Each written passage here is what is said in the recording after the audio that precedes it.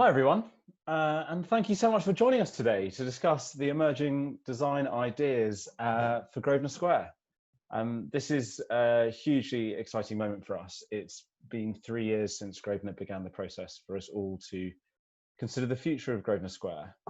And yeah, this is a big milestone along the way. So back in 2017, when this journey started, we felt, as we do now, that the square does not currently serve Mayfair and the West End as well as it could. Its environmental credentials are rather poor, and in particular, it lacks in biodiversity.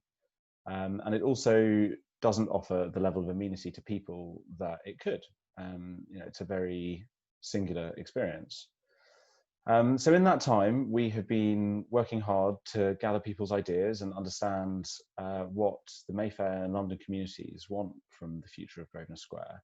And we've heard from thousands of you. So thank you all so much for sharing with us and joining us in seeking to comprehend what great should look like for the future of the square. On a personal level, it's been a pretty incredible experience to be part of. So many inspiring and fascinating ideas. And I'm pleased to say that by and large, there has been resounding agreement between so many. And these have become the Grosvenor Square Community Priorities, which we're going to talk about today. So I'm so pleased to share with you the ideas from the design team that have have emerged so far about how we create a green space that maximizes the benefit for both people and nature. And then to hear your feedback on whether we're heading in the right direction. We're still really early in the design process, and there are quite a few elements that we've not got into the detail yet.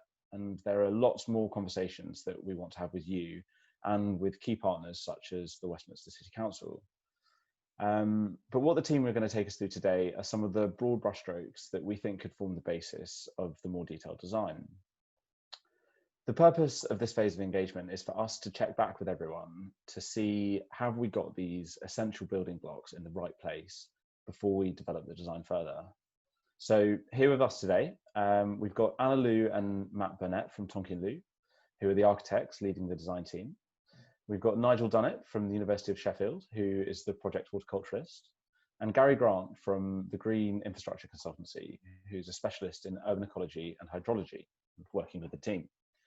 So with that, I'm going to pass over to Catherine Gregg from Make Good, who is going to guide us through today's programme. Hi, everybody. Thank you, Ed, for that introduction. I'm going to go to the next slide, please. Hopefully everybody is aware of our role and what we've been doing on the project. We were commissioned by Grosvenor to try and get as many people as possible involved in the design process and make sure that you can influence what is developed for Grosvenor Square. So we've been working together since March, and you will see on this diagram here that actually the stage that we've just gone through is what we call the Discover stage. So we've run our big topic talks, our online survey, our local conversations. We've had one-to-ones with some of you I know in the audience, and run a social media part of the programme to try and collect as many different ideas as possible. It's been a really expansive phase of trying to get ideas and insight into what people would like to see as the future for Grosvenor Square. And now we're in a moment of trying to define what we think those priorities are. So we can see where the purple dot is, and that's the moment that we're at, where we have this exhibition where we're trying to define what we think the priorities are for you to tell us whether or not we think we've got them right. They're a really important document because they are going to be the way that we are held accountable to whether or not we're achieving things that people want to see happen in Grosvenor Square, but also a way of showing back to people what some of the initial ideas that Tonkin Liu and the team have had. So that exhibition, hopefully all of you have seen it. It's in the square, it's online, and we're going to talk through some of that content today. And I want to focus mainly on you having an opportunity to talk to the design team about it. We're going to take all of that feedback, and then we'll go in the autumn through another expansive phase, which we call the kind of development stage, where we take those ideas and make sure that we have more detailed conversations with you up until the autumn, and then we'll start to define again and moving towards a planning application in spring 2021. And at that moment, the design gets much more fixed, but we're just going through these waves of making sure that we're collecting lots of insight and then showing how we're using it. So next slide, please. we've also been working on how we can create a shared vision together. So this is part of the exhibition content, but we really wanted to be clear that this project is a journey, as Ed has described, before we were involved. And there are these Grosvenor Square principles, and we used all of those and used those to shape the 5 engagement themes that we've been running through the discovery stage. So green in our cities, accessing the outdoors, spectacular horticulture and biodiversity, healthy places and urban ecology. And we use the feedback on those to inform the Grosvenor Square Community Priorities. And those priorities have inspired Tonkin Liu's initial design ideas. So we're going to go through some of the detail of that today and give you an opportunity to ask questions. But what we're hoping is that the way that all of those pieces interconnect really help to shape and deliver the Grosvenor Square vision to create a thriving place for people and planet. So I'm going to hand over to Matt Burnett now from Tonkin Liu, who's going to talk to us about some of the heritage and history context of the square. Yes, thank you, Catherine, and hello, everybody. So yes, any context, and when we first started the work on Grosvenor Square, we really started looking at its history as much as we were very sort of detailed in our exploration of Grosvenor's brief and the emerging themes. And the square was first planted in 1725 with the emergence of the first elements of Grosvenor's estate in London, and it was the first oval square, the first oval garden square in London, and that novel shape is something that has defined it and has defined it ever since. So we think it should be also part of its future. And at its first creation, the garden square was a private square, so it was a private garden space to be enjoyed by the residents of the surrounding buildings. The next slide, please. And over time, the square has seen many different iterations. So this view of the late 18th century shows a view across the gardens, and it's a very different scene to what's visible today. The context around the immediate outside of the gardens is not dominated by traffic and mature trees like it is today. So that oval shape of the garden square is very legible, while the scale of the planting within the gardens was much smaller than the existing trees of today. So the views across the gardens itself were also much more expansive, while the planting itself was contained in formal beds and a series of pathways really connected you into different elements of the square to allow you to enjoy views of the planting within the gardens. The next slide, please. And the ambitions for the planting design of Grosvenor Square at its first inception is one of the sort of key aspects of its history that we think is a really powerful message and something we would like to celebrate. The original planting designer told a story about a wilderness work, and it was about creating a natural environment and bringing the countryside into the city and into the centre of London. And that's quite a sort of radical way of thinking, and something that we would also like to sort of hark back to in our heritage context is making Grosvenor Square a very ambitious space horticulturally. And on its first creation, it was said that Grosvenor Square had more planting species than all of the London squares combined, which again is something that's been somewhat lost in the more recent changes to the square's evolution. Next slide, please. And the square maintained its purpose as a private garden for the surrounding residents, really for quite a lengthy period, nearly around 200 years. And this map of the late 19th century shows that over this time, from the Georgian to Victorian eras, it lost some of its formality in the planted beds, and the planting, while substantial, and it was still a horticultural garden, became less formally laid out, and it was more a series of trees and planting within a lawn space. But something that was also quite interesting from the square's history is the different ways it was used. And this view of the square before the wartime shows that there was a presence of some other existing structures in the gardens. So there was a structure in the center of the gardens at this time to use for shelter, while we're also informed that there was a tennis court in the gardens. So really different people have been using the square in different ways throughout its history, and the square has evolved in this time. Next slide, please. And then really we hit a moment in time where the square was heavily disfigured during the war, and in 1948, following the passing of the FDR Memorial Act, the square was changed in a moment in time where it no longer became a private garden, but it was opened up to the surrounding city and became a public space. But what also changed about the gardens is it's the first time that the Grosvenor Square was no longer a focus on horticulture, and it was more a focus on memorial. The next slide, please.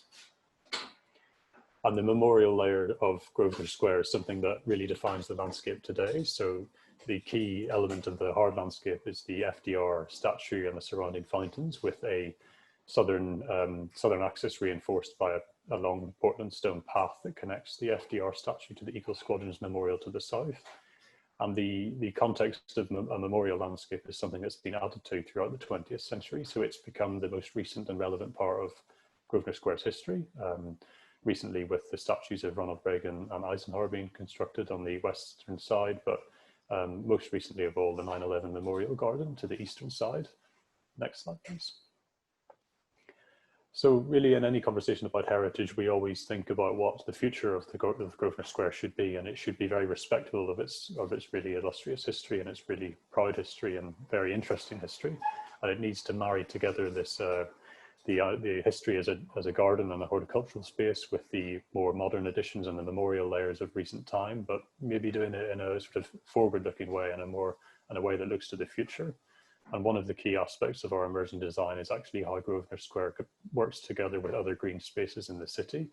And this map of the Wild West End shows about how the other substantial green spaces with London become biodiversity havens, and we would like Grosvenor Square to become a nodal point within the green infrastructure of London. And through greening of corridors and other garden squares, we can make a city which is much more friendly for wildlife to return to. Thank you. Okay, thank you, Matt. That's really helpful to have that heritage context.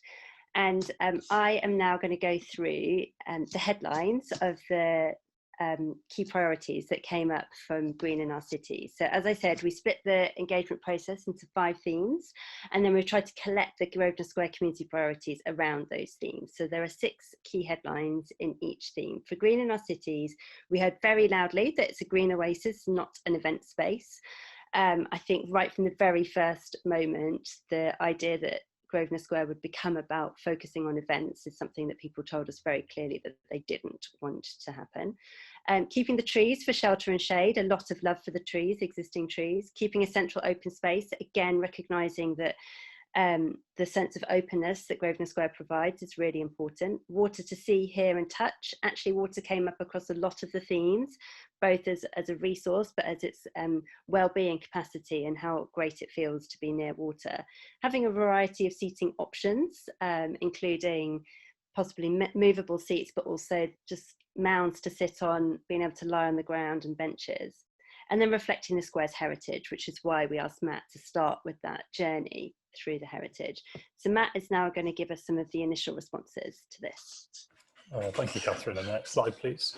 Yes, this diagram captures some of the emerging design ideas we've had that really respond to some of the emerging priorities when we've had the conversations about green in our cities. And Catherine mentioned some of the first 2 include the protection of Grosvenor Square's scale and the sense of openness that it provides. And really, its scale and openness is one of the greatest assets that Grosvenor Square has. It's one of its best features, so it's something we very much seek to retain.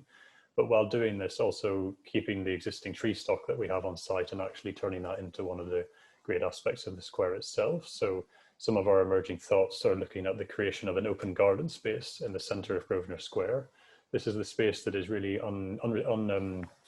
there are no trees that populate the centre of Grosvenor Square. They primarily hug the outside spaces. So we feel that this central space within Grosvenor Square should be left really to be used in a flexible manner. It should primarily be open lawn space and really used as a flexible space in the city.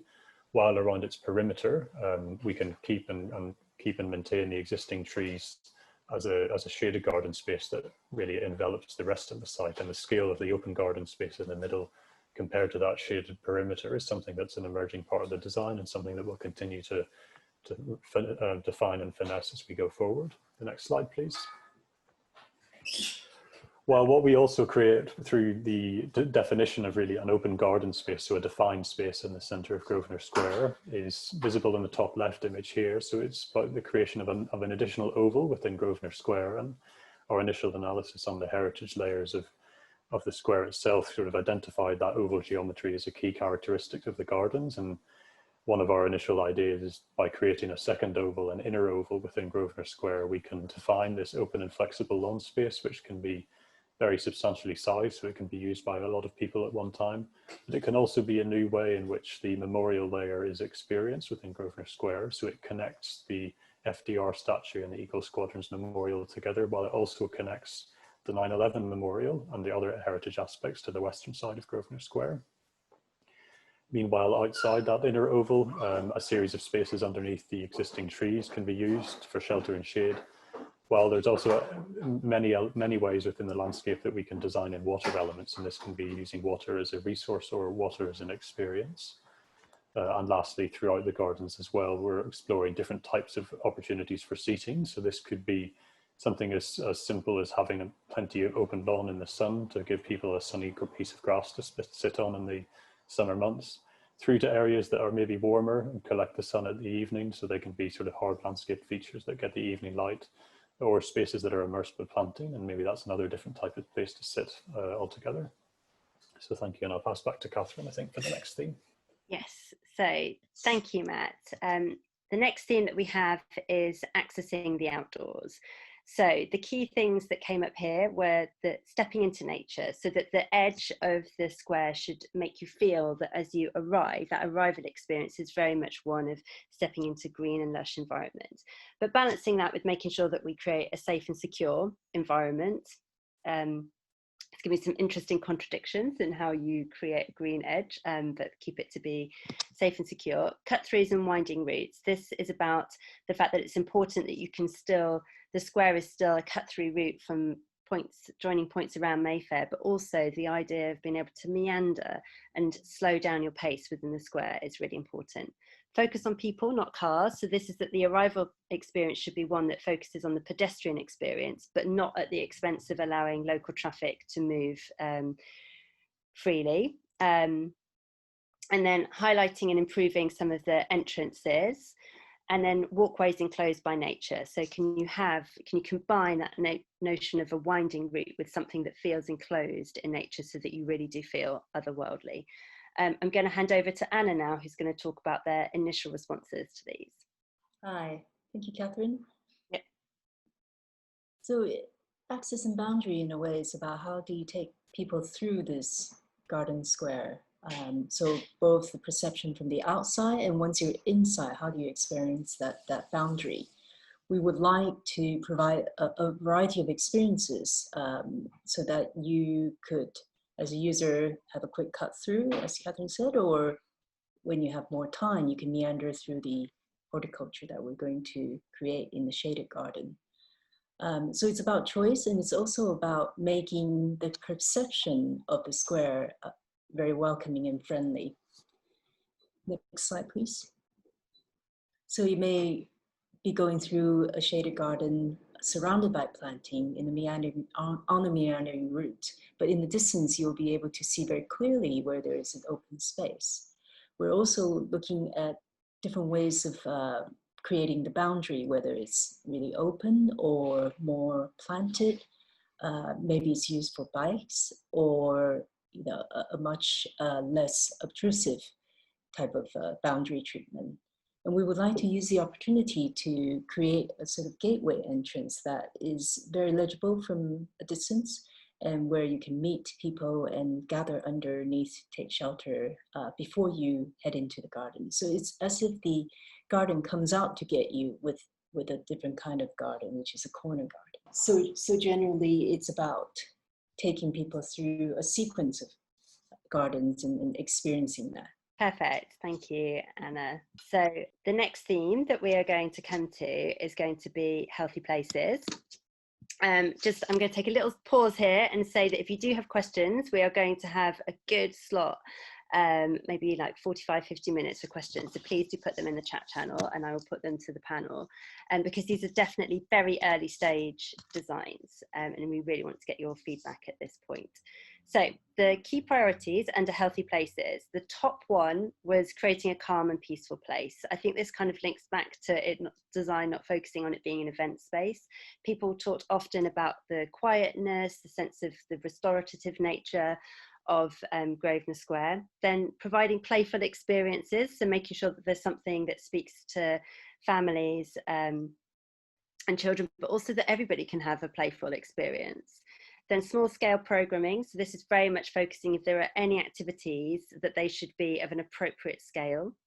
thinking about shelter, seating and facilities. So this is everything from bins, water fountains, through to, you know, is there a need for some kind of shelter to make the square usable all year round?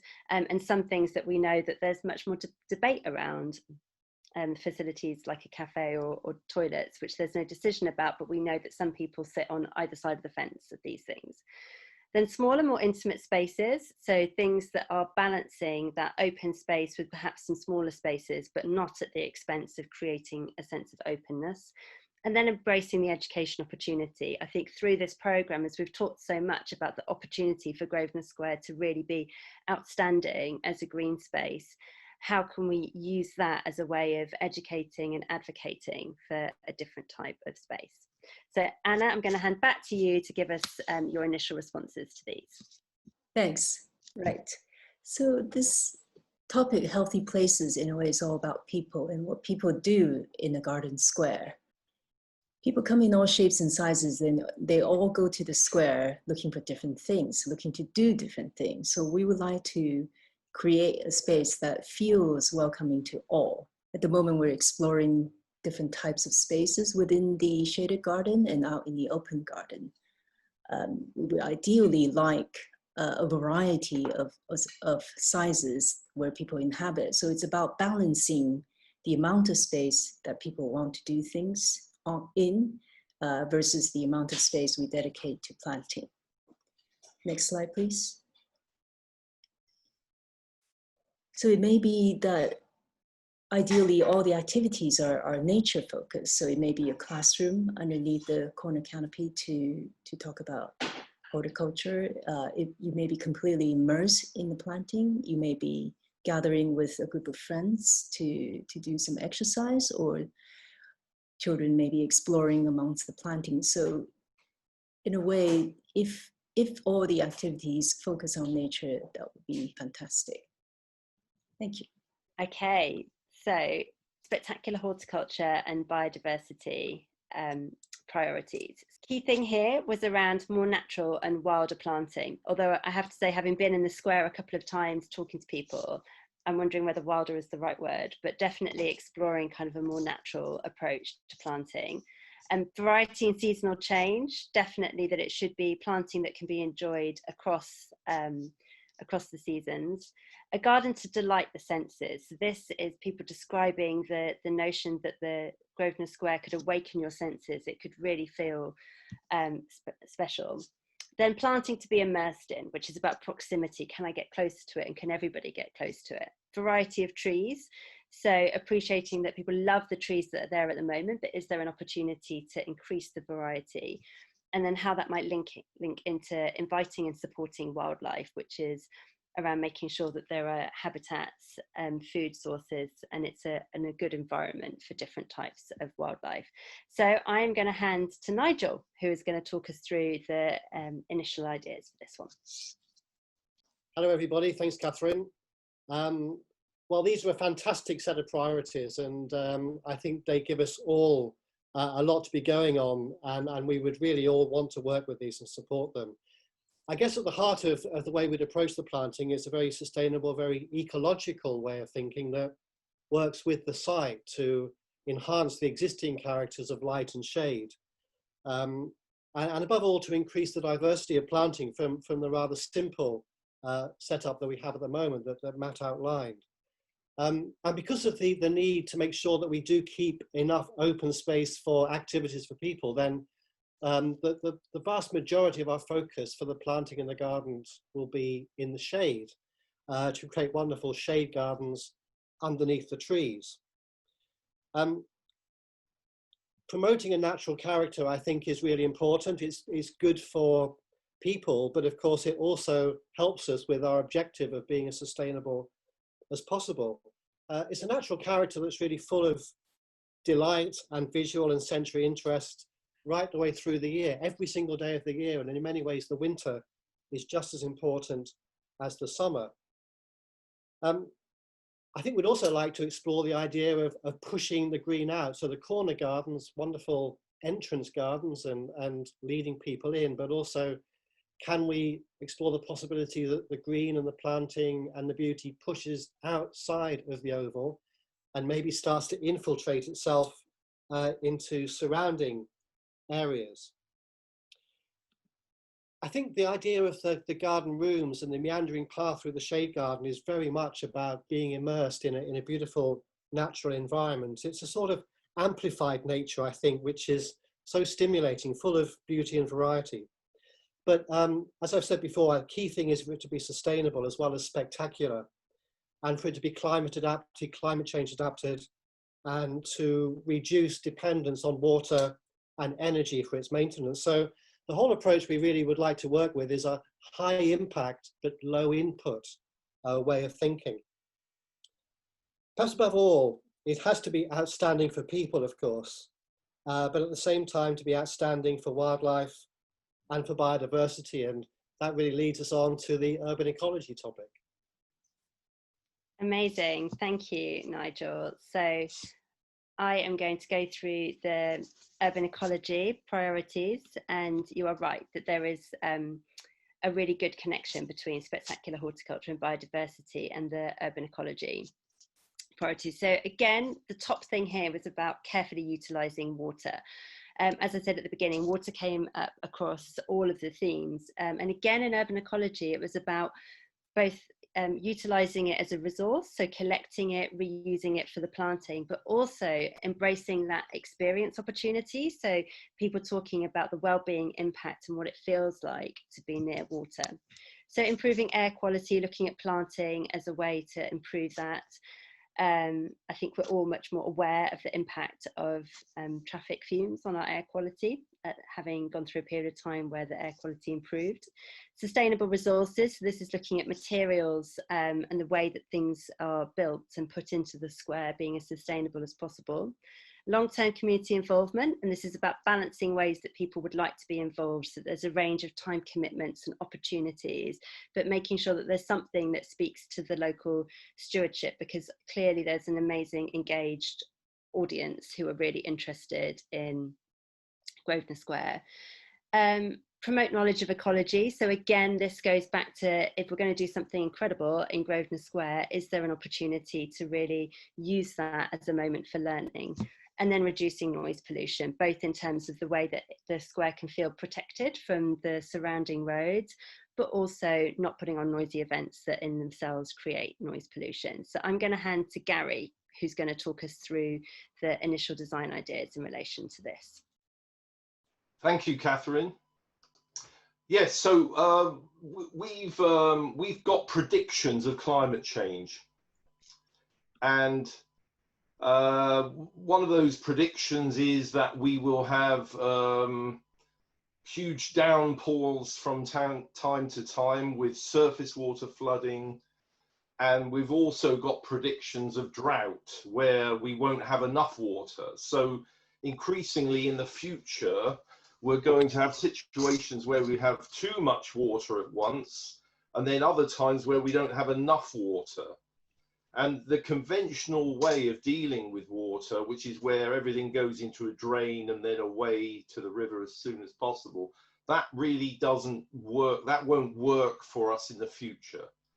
So across London, people are talking about sustainable drainage, the sponge city, rain gardens, and these kinds of ideas. So this is where, for instance, in a rain garden, which is something that we might be able to, or we should be able to include in the square, this is where water, instead of going straight into a drain, it goes into a garden that's modified to take surface water, and then for that water to gradually soak away or evaporate later, or if it really is a huge volume, to then overflow into a drain, but then taking the pressure off of the drain. And in doing that, we can increase the interest in the garden, the biodiversity. We can channel more water into the soils so that trees have a much better chance of surviving drought. So in other words, instead of the long-term drying out of the square, which is really what's probably happened over the years, we would be in a controlled way taking water back into the square and exploring ways of enjoying it, of keeping the planting going without artificial means, and really celebrate water. So there are a lot of possibilities there, but it's something we really do need to start thinking about. So there's a very strong link between the health of the vegetation and the trees, the opportunities for planting, and the management of surface water and the use of rainwater where it lands. So that's about climate change adaptation, but it's also about making the grounds a lot more interesting. So I think, it's not a new idea, but it's still relatively new in terms of implementation. So we're at quite an exciting stage, because others have done very interesting things now in London, but many more sites need to start looking at this. So we're in a transitional period, an exciting period, and we want Grosvenor Square to be part of that, because of all the lessons and examples that it will provide for others as well. So I think that's probably as far as I need to go for the minute, just to explain our approach on that. Amazing. Thank you, Gary. I think, it's really important to, before I hand over to Ed, it's important to note that all of these are just initial ideas and things that we're exploring. And what's been really exciting has been to go through all the expertise and things that we know, and bring those together into these priorities. But actually, for those of you who are involved in the priorities collecting program, you'll know that we actually didn't finish that very long ago. So we've actually got the team to come out with some ideas that are very, very sketchy. So definitely do ask some questions. But one of the other things that we thought around that was that it would be great that that we could possibly pilot some things or try some things. So are there some ideas that, as we're at an early stage, we can just see whether or not they would be worth exploring in the square? So Ed is going to go through some of those now. Thanks, Catherine. Yeah, so it was kind of an idea that we've been having about, trying to work out what works, what doesn't work, what people like, what people don't like. A good example of us kind of trying that actually was the coffee caravan that some people may remember was in the square for the summer last year. And yeah, some people liked it, some people didn't, and I guess that's the learning from it. And I guess the hope is that with some other kind of projects we can learn, and that can help influence the design and make sure we produce something great. So and these have kind of all been derived from the priorities that we've just been through. So temporary seating, should we put some different forms of seating in the square for a period and just see how people use them? Do they put them together in clusters, that kind of thing, and or which ones are most well used and which ones aren't? Highlighted entrances, we could look at maybe different kind of points of entry, different ways of entering into the square. Different people have talked to me about different ideas about maybe perhaps higher gates, perhaps a green entranceway into the square, something that makes it instantly recognizable that you're crossing sort of the threshold. Some temporary planting. We've heard Nigel and Gary talk about the kind of enhanced biodiversity and ecology that could be possible in the shaded garden and in the corner gardens. And could we perhaps put an area in the garden that we could trial some of this type of planting, and that people could engage with and understand what it is that they're talking about, and help us all kind of understand what the potential is and decide what we like about it. And then I guess linked to this is there a potential role for trialing some kind of educational stuff within the square? Could we perhaps partner with one of the local schools, or if there are other community groups who are interested in getting involved, and we've been thinking about perhaps there's a role for getting some people who know a lot more than I do to come and talk to us about what's in the square, about the trees, and kind of using this opportunity we have to talk about education and inspiration, I guess, for habitat and horticulture. So outdoor activities, again, we kind of heard loud and clear that the square is not an event space, but we've also heard that people really like some of the smaller scale and more appropriate programming in the square. And I guess over the last few years, we've tried some of these, and we'd be kind of interested to find out, again, what do people like? What sort of activities are the kind of things that local people want to get involved in? So we thought, kind of towards, later in the summer or later in the year, we might try out a few of these and see what people like. And then finally, we've talked about play within the Healthy Places theme.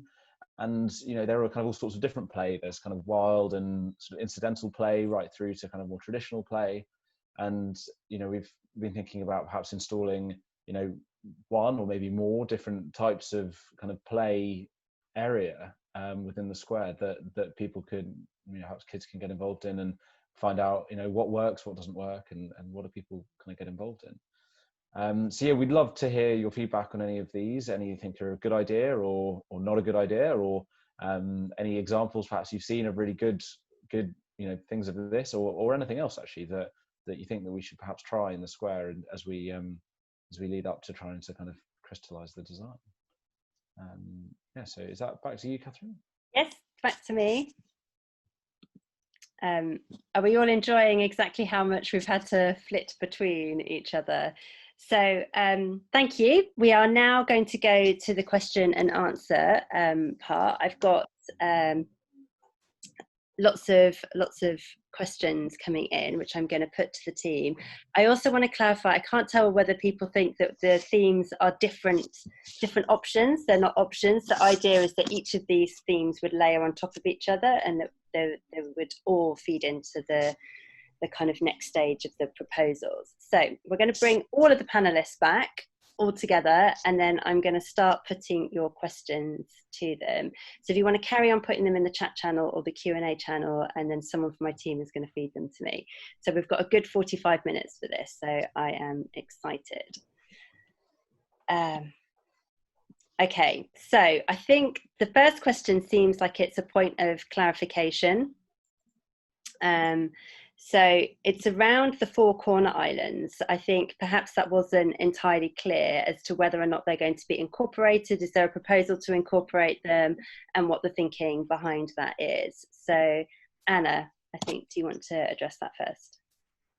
Yeah, so there's some discussions about basically reclaiming some of that street for pedestrians from cars. And I think that would be a very helpful thing.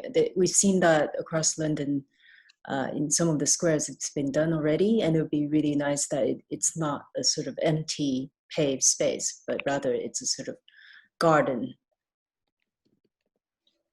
Okay, and Ed, there's a few that are some practical ones which you can pick off really quickly. One of the first things that Ed said to me was, dogs in, cyclists out. But will you be allowing cyclists to ride through the park? So the cyclists are not currently permitted in Grosvenor Square. However, I think we've noticed at the moment there are an increasing number of them. Unfortunately, Grosvenor doesn't have the enforcement capability to prevent them. So we are, trying to improve the signage, and we're going to talk to Westminster about seeing if we can improve the enforcement currently. But what we can do is in the future square, try and design it in such a way that it isn't attractive to cyclists, and therefore, they don't choose to use it as a space to cut through, and it's easier for them to move around. So yeah, the intention is that cyclists will continue to not be allowed in the square, and that kind of aligns with generally what we've heard. Again, if people suddenly tell us that we've got that wrong, then we're all ears. But that's definitely the lessons that we've learned from people, is that we don't want to see cyclists in the square. Yeah, I mean, I guess that there's a similar one to that, which is around kind of whether or not there will be will there be gates? Will it be closable and lockable at night? Which I guess is also something that's quite quick and simple to clarify. Yeah, I mean, we haven't. I guess the fact is we haven't really got there yet. I mean, there will be a formal boundary of the square, and kind of separating, as kind of Matt and Anna were talking about, the classic Georgian oval that we'd like to reinstate, and those corner gardens will have a formal boundary which will be lockable. Now the question is to what hours it's open. I think we're as with everything in this project, we're kind of open to understanding what do people want to see, what is appropriate. I think that one thing's for sure is that if we want to increase the hours of usage into nighttime, we need improve lighting. And there are ways in which, you know, that lighting can be done in such a way that it's subtle, so that it's enough to feel safe, but it doesn't have a negative impact on, you know, the buildings or the residents around. So that all needs to be explored. And I think that's all kind of, I think Catherine talked at the beginning about this next expansive phase. You know, I think we'll get into kind of that level of detail more then. Brilliant. So Anna and Matt, I think it would be useful to clarify what, where, how hidden water garden. Yeah, Matt, do you want to take this? Sure. I guess maybe just continuing from where Gary left us in the final theme of urban ecology, I think that theme, maybe above all others, really speaks about the future and what role Grosvenor Square has in the future as a green space in future London, in London of the future. I think the story of water has been a vital resource for our green spaces, and Gary mentioned the lack of water in the summer and the excess of water in the winter.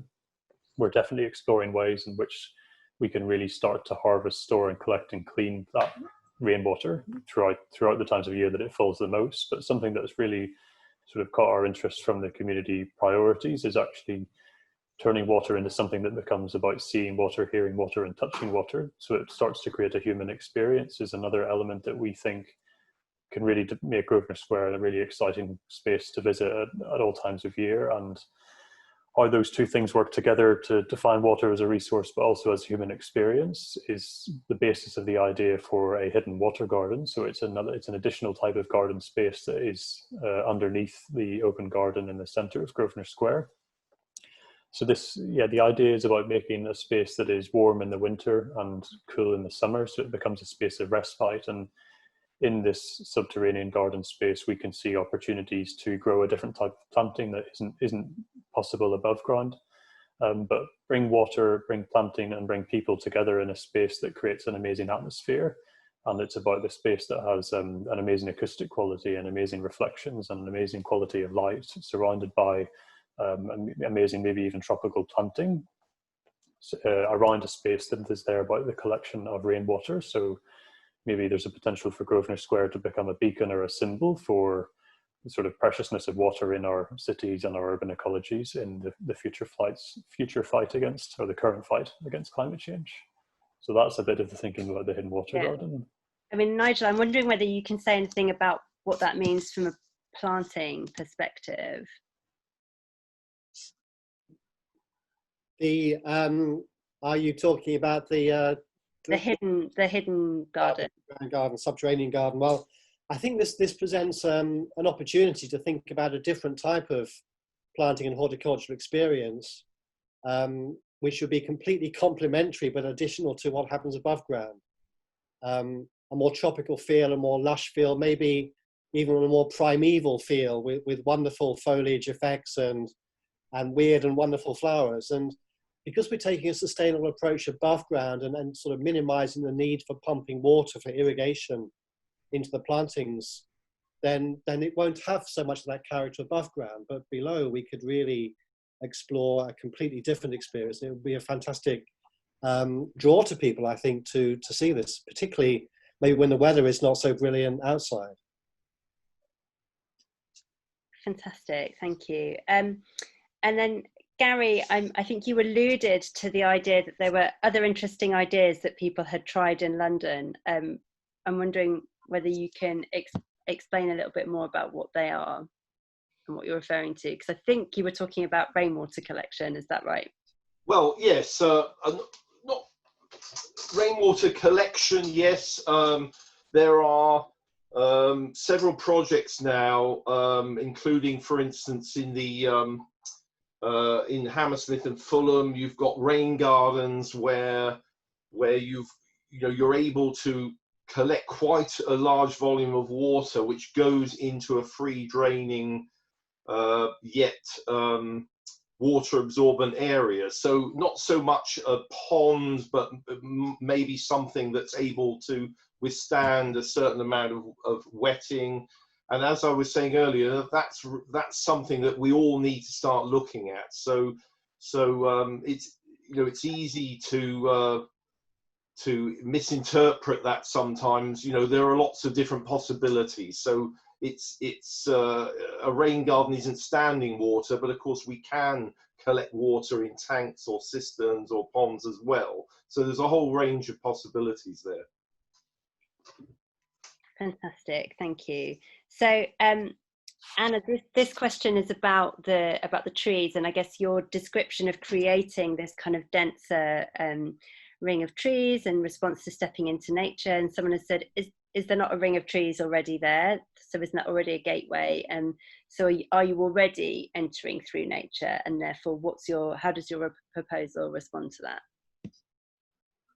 Yes, it's true. There is already a ring of trees. We propose to diversify the types of trees so that the trees we're looking at complement the plane trees that are there, but also potentially could sort of step in when these plane trees, which have been there for a long time, eventually fall ill. So the idea is to create a much more biodiverse and lush area for planting.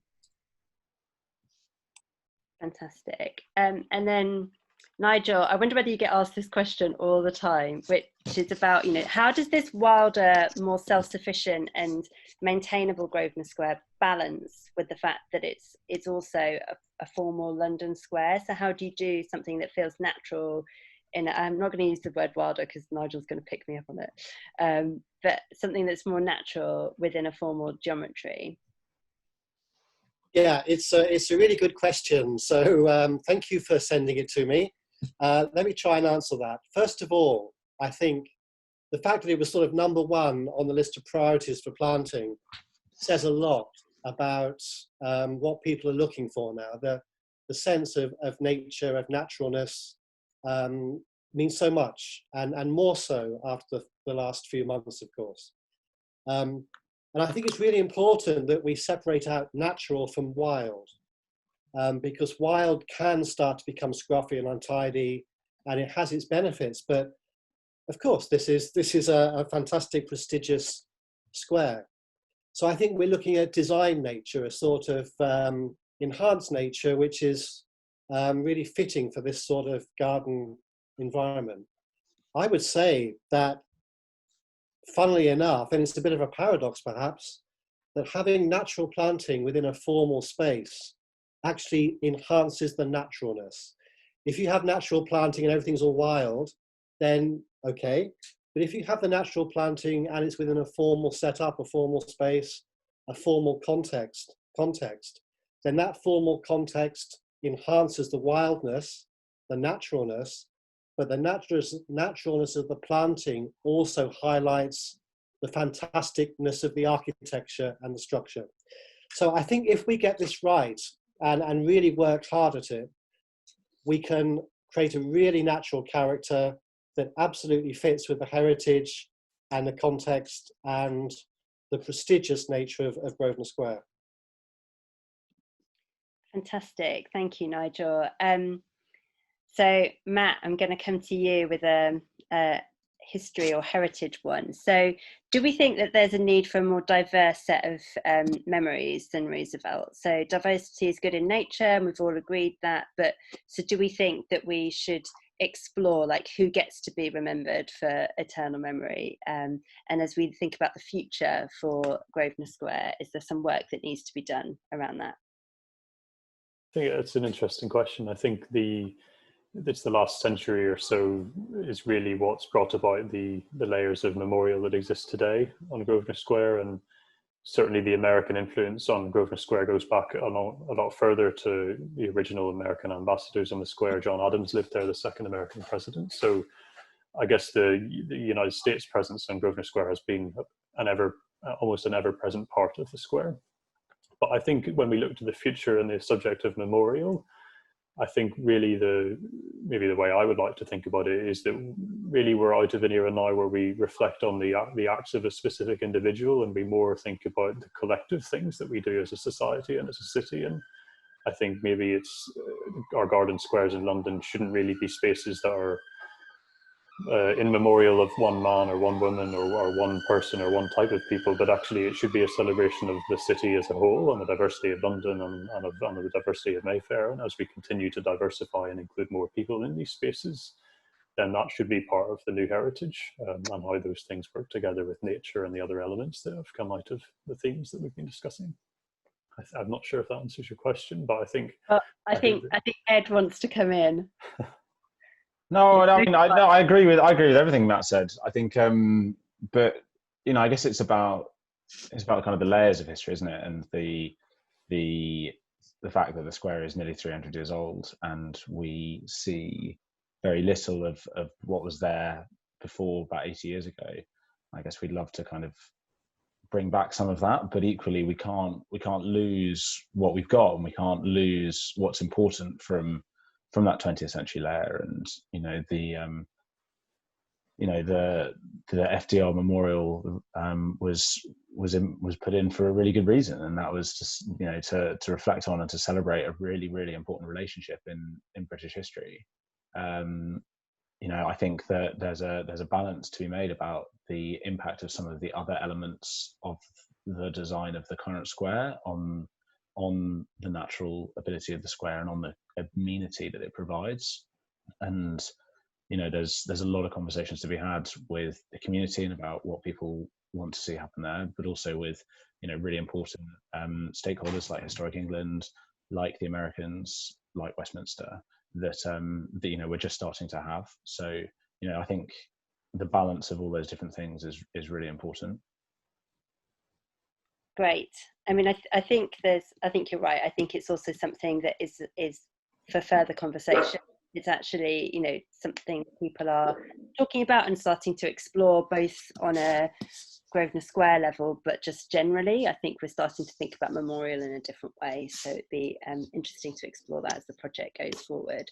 So there's a few questions around the hidden garden, which I'm going to start off with Anna and Matt, but I think actually it might involve a few people coming in on this. So the first one is around kind of, can it be safe? So can you create a space that's hidden and it is safe, both in terms of, can you shut it, but also is it actually dark? And if it's underground, what is the sensation of that space that would make it feel safe? Yeah, I think that's it's a really key component of any design in a public space, is making sure that all spaces are safe, and really treat that as an absolute must in the composition of the design. And we're working with MFD Group, who are part of the team that we're bringing together to really appraise all aspects of the square and the potentials of the square from a security point of view. And this includes the above ground landscape and also the potential of any underground landscape. And specifically looking at the hidden water garden, we have had early conversations about the complexity that might give from a security perspective. So we would be looking at ways in which it could be closed off at night, because it could potentially be something that is a more targeted area. But first and foremost, the design that emerges should be one that sort of treats security as one of the defining elements of the brief. And we would be looking at ways that we can add passive design elements that enhance that security and the safety to that space. So that's about ensuring lines of sight across the space, ensuring light levels are good enough, and really encouraging passive surveillance of the people that occupy the gardens. So you don't create quiet spaces that can become opportunities for antisocial behaviour, and you don't make areas that are too secluded and too hidden away.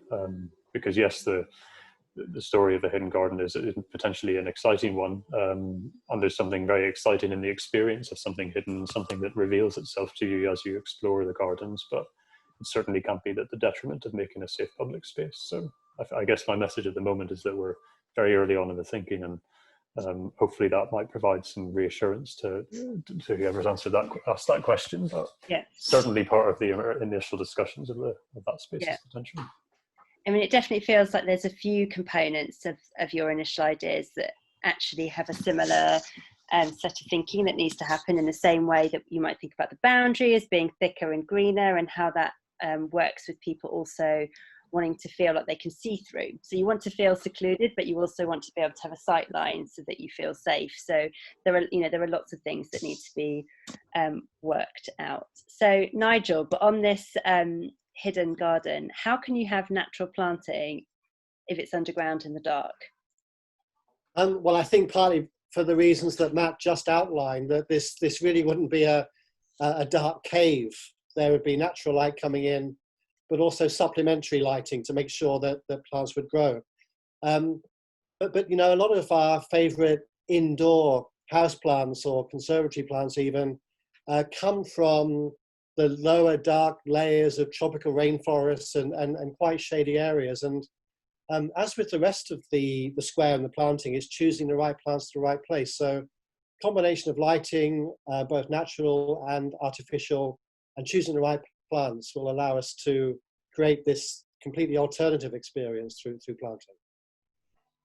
Amazing, thank you. I want to touch a little bit on play. I'm getting bombarded with questions from multiple channels, but so is there a way of incorporating some of the stuff that you talked around seating, like low level changes, hills, different vantage points, and different textures, as incorporating that within the opportunity for children to play? Matt, do you want to take that? Or Anna, do you want to come in? Sure. I can take, Matt. Well, I can start, and if you have anything else to add, Anna, you can finish off. I guess we've had many conversations with quite a few members of the community about play in the gardens, and it is a really interesting subject because I think there's a general consensus that it should be playful but not have a playground. But actually, that doesn't mean that there can't be very defined and designed elements of the landscape that are designed to accommodate play for children and for people of all ages. And this could take the form of a specific area of the natural landscape that we use elements of nature to promote play and promote exploration, or it could be designed elements of maybe the hard landscaping that do the same thing. But some of the initial ideas have been about specific areas of the corner gardens or the shaded gardens that could be areas that are more intensively designed for play.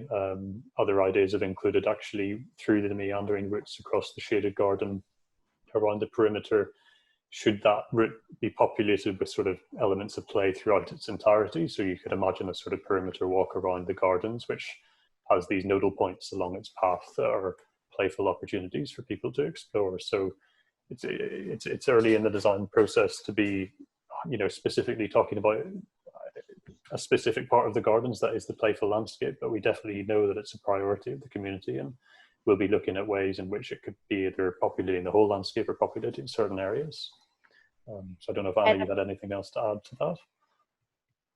Yes, exactly. Playful opportunities rather than zones for play, because I think the square doesn't want to become subdivided into here's a space for children, here's a space for older people to play. And in a way, play comes in different forms as well. So it's really about exciting curiosity and inspiring people to explore through nature. Yeah, I mean, I love that play, cafes and toilets are like definitely the things that you can say that will get people typing. So, you know, I think the idea of the location of it. So I know that these are things that you're thinking through, and it's not about pushing the play to the corners and making sure that it's right next to the traffic. It's, you know, like these are all things that as we move into the next phase of the design will be thought about. But I also wondered, Ed, if you wanted to come in with your temporary play zone idea. Well, yeah, I mean, we kind of need to find someone who knows more about it than we do, I think, to help us come up with some options about some, you know, I've been starting to put the feelers out to see who, you know, who might be great to work with, to advise the design team, but also to advise us in perhaps this kind of phase of the engagement and understanding. Yeah, so if anyone's got any good ideas, knows any good play designers who wants to, who they can recommend us, like we're all ears. I think we have some that have been sent to us. I can send them to you again, Ed. Great. So, and then I guess linking on to that, the idea of piloting things is that, you know, do we think do we think kind of, obviously we're in a moment of social distancing, we don't know how long that's going to last. Is there a way that some of the temporary seating could actually be a way of piloting how we might accommodate that kind of necessity for distancing into the future of our public spaces? Ed? Oh, sorry, I didn't realize you were asking me. You have to ask me again. I was messaging you. Ed, so do we think that there's a way of using that kind of temporary seating approach as a way of piloting some of the things that we might need to actually incorporate into the design, on the basis of, like, we don't know how long social distancing is going to go on for? Is this something that actually is going to be needed within our public spaces, and thinking about our public spaces for the foreseeable future? So do we test that with some of the piloting? Yeah, I think that's a really good idea. And it's really, yeah, not one that we'd really thought about. I think it's a great idea, and something we should probably definitely do. You know, it feeds into things like, as well, like the width of pathways, and there's this meandering route that goes on. So, you know, does it need to be? You know, I think absolutely we need to start thinking about how we design for, you know, what could be a situation that we have no idea how long it will last for. And yeah, luckily, you know, we do have this opportunity to test, and we should do that. Yeah. So I'm wondering whether I'm going to come to each of you to say what you think the key points in the community priorities are that you've addressed through these initial designs. So Anna, are you still there? Yeah, I'm here. Great. Perfect. Camera on. So Anna, I'm going to come to you first, whether there's something that you think that you've addressed. Give everyone else time to think. Okay. The key thing is about maximizing this space as a garden, but a garden for everyone. So for someone who likes shade, someone who likes the sun, someone who wants to play, or someone who wants to read, and someone who wants to go with a lot of people, or someone who's alone. So in a way, amongst all this is, you know, being sort of enveloped by amazing planting, both above ground and below ground, and also when you look up into the trees. Okay. Gary.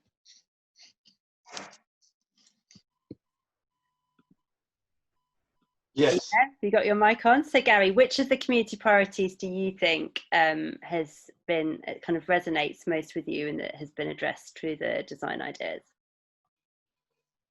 As you know, I am passionate about biodiversity, and I'm really pleased that, of course, I'm not alone with that. And there is a global biodiversity emergency. Yeah. So we have a responsibility to really think hard about that, because the way that parks have been maintained during the 20th century was to gradually reduce biodiversity for ease of maintenance. And, you know, Grosvenor Square has suffered from that, along with many other places. You know, you have mowing machines that just mow everything. You have the uniform grass, which is very convenient, but we don't need it everywhere. And we've tended to plant trees for aesthetic reasons, not their functionality and their biodiversity. So we really need to think hard about how we diversify the planting and how we change the maintenance so that we can maintain a higher level of biodiversity in the future. And I think we've definitely got some good ideas, and I'm really pleased that most people now accept that, you know, we need to start having much more complicated and complex parks which deal with a lot of different things, but boost biodiversity, even if it is within the confines of formal layouts or whatever the heritage is, or the other requirements, play and so on. But, you know, the other thing is, a lot of these objectives are complementary, and they're not necessarily an either or. We can actually do most of the things that people want. Yeah. I'll get off the soapbox now. No, I'm going to get on my soapbox now, and I'm going to say that gone are the days that we live in a world where one person can just impose their views. So it's my job to make sure that we're listening to people, and And it's really important, both, you know, for us as like make good as practitioners, but I know it's also really important for Grosvenor. So just to kind of backpedal a little on what you said, Gary, I think, and what has been really exciting about this process has been that people have come, people have really talked about those things. So they've come, you know, they've really talked about biodiversity. That's definitely something that people echo. Okay, Nigel, coming to you, top priority that you think has been addressed. I suppose I should just say on that, you know, we're all advocates for our own passions. So I'm a horticulturalist, and, you know, I really want to see the maximum we possibly could. But I think the main learning point for me is this combination of creating a beautiful natural character and this immersive quality of being surrounded by incredibleness, but then mixing that with the need for space for people to use and to sit and to do whatever they want to do. And I think that is the absolute balance to be made about how we mix all these different things together. So we're all passionate advocates of our own thing, but we're part of a team, and also that bigger team of everybody listening to this and whoever we're talking to. Okay, Matt. Yeah, I think there's probably a couple of really key priorities. I think the first one, Nigel's touched on it, is the emerging sort of open garden space in the centre that needs to be of a suitable scale that actually we use the sense of openness that Grosvenor Square has today to its advantage, and we don't lose that, because really the, you know, open green spaces are very precious in a city like London, and they're very well used already in our cities. So we need to make sure that the scale of that open green lawn space in the middle remains suitably sized, that Grosvenor Square can have a lot of people use it in the summer in a very flexible and open way. Maybe one of the other elements that's, you know, a key part of all of the conversations we've had regarding the square is the importance of its history. And, you know, I don't think, when I talk quite a lot about the future today, but, you know, I think that's our job as architects. We speculate and we propose things for the future, but we definitely have to listen and respect the past. And what we're doing is sort of bridging the gap between what has happened previously, what is important about what has happened previously, and really our garden squares in London are one of its greatest heritage assets, so they need to be sort of savoured and protected in any future design. And then maybe lastly, it's something that was present in right back to the very first conversations we had with Grosvenor and some of their emerging priorities from 2017, is that the square has its potential to be a real sort of beacon and a real sort of a real marker in a fight against climate change, and it's an opportunity to send a real message to the city and really put Grosvenor Square on the map as a leading green space in the world. And it's something that marries all of these really complicated aspects together about flexible spaces for people, amazing planting, the preciousness of water, and in the context of a busy sort of urban city where we want to make sure everybody's happy and can use it and share it together. So all of these things working together, I think is our real challenge. But I think, you know, our fight against climate change is, I think, universally understood as a really important one. So it's there as well. So I feel like that was actually a really lovely moment to finish on, but I've got a different thing that I'm going to put in, which is I wondered whether, Anna, you could talk about the corner, how should we call them, structures, canopies, because I think that's something that actually we haven't really touched on so much. And I think when we were developing the priorities, there's definitely a kind of attention around what, like the word structure, should there be structures? And so I wondered if you could talk a little bit about what your current thinking is. Sure. We're looking at a range of options, from the most light in touch, you know, simply a canopy for people to gather under, take shelter, to something that's maybe a canopy that has something underneath it. Could be a caravan or for sort of coffee van, or a sort of seating area with a windscreen. And then maybe a building that is a gardener's shed. So it really depends on what we need to provide for the square. But also we like this canopy to be a kind of marker from a distance. So it beckons you, and, you know, through lighting and maybe sound, because it's going to collect rainwater and bring it down to a sort of a container, and through that sort of spectacle will create that inviting sound for people to be drawn to. So from a distance, it needs to be large enough to be visible and large enough to have a group of people gather underneath and legible. And we've been also debating how the four corners are different and how they make different kinds of gateway for different kinds of people coming from the four directions. Does that? Yeah, Is no, that that's yeah? really Okay. Ed, I don't know, you look like you want to speak. Yeah, I mean, I just think it's a really interesting one. I think that Anna hit the nail on the head there, which is it's about need. You know, it's about what is the need of the new garden. I think one of the things that's becoming apparent is that, you know, I think we are going to need a gardener's hut type facility. You know, not a very big one, but something that is going to enable the long-term maintenance. So if we have that, where's the best place to put it? And, you know, I think our view is that in the corners is probably best because it's outside of the historic landscape, and it can kind of actually work quite well and work quite seamlessly with the canopies that Anna's talking about. We should probably add that the idea I think of the canopies is that they're made of natural material, so that they're very they blend in with the environment around them. And then we sort of, I guess, playing on that kind of the priority around education.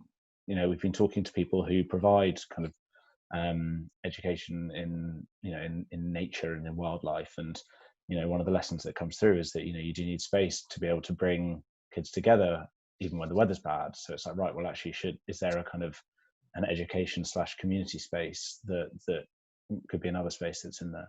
So I think we're again, we're still pretty early, and we're still really keen to hear people's views about what are the right uses. You know, again, we've heard from a lot of people that they think that public toilets would be a really good thing. Obviously, the maintenance of which would need to be spectacular, and that's something that we need to work out how we do that and how we manage the cost of that. But also, we've heard from people who would really not like to see them. You know, even if you know, they are on the kind of the outside of the proper garden. So, you know, we're continuing to kind of work out how to navigate, you know, competing priorities. Yeah. I'm going to take this moment to read a comment just because it allows me to say a word that I'm excited to say, which is that Bernie Spain Gardens has cute gardeners shed / body. I've not had to say that word in an event for a long time, so I'm excited. So thank you to the person who put that word in there. I think, you know, that there are some things that are just not resolved, and we're definitely looking for more insight and commentary and ideas around it, and some things that actually there won't be a consensus view, and it's going to be about making the best decision, you know, for the square as a whole. So it's time now to wrap up, but we've just put the the link to the Have Your Say survey in the chat channel. This has been really useful. I hope you've all enjoyed it. Thank you so much for all your comments and questions. There's also been some yays. Love it when there's a yay in the chat channel. So I think definitely, Matt, when I stole your thunder, and you did a brilliant end moment where people were going, yay! And then I made us talk about structures. So sorry for that. We can restructure it in the recording. We'll clip it in post. We'll just clip that out and put it at the end whenever the square is open. We will be there as a team on the 4th of August between 11 and 2. If you want to come and see us, we'll be wearing visors. There was a lot of hand sanitizer and just general sanitizer. So doing it as safe as possible if you do want to come and speak to us face to face. But it's also all available online, and you can fill out the survey information online as well, should you wish to. And if you don't want to do any of that, then get in touch and we can send you a postal form to fill out. We definitely want to hear as many of your ideas as possible. It definitely sounds like piloting is something that people are really interested in as a way to actually test out some of these things, particularly around seating and play. So that's really exciting. And then the only other thing that I need to promote is that we're having a final big topic talk next Tuesday, which is about a much broader subject. So we want to talk about, has the pandemic changed what we want from our green spaces? So this actually speaks to some of the comments that people made around testing, and do we think about how the design of our open spaces might change in the future, or is changing, and how long is that change going to be sustained. So there's a link in the chat function to book into that.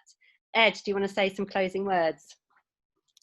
I don't really. I think Matt hit the nail on the head. I think there's so many priorities here that are kind of wonderfully complementary, and I'm really excited by the ideas that the team have come up with. I'm sure we haven't got it 100% right, but it feels like a really great platform for this next phase of conversation.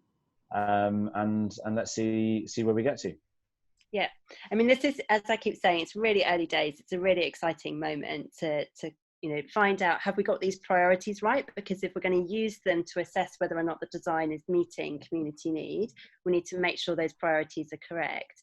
And then, isn't it, I always get really excited when I feel like designers have come out with stuff at a really early stage, because so often these conversations happen much further down the line, and actually then the scope for local people to influence is really diminished. So this is definitely an exciting moment. So thank you, everybody. Thank you, Gary, Matt, Nigel, Anna, Ed, and thank you, audience.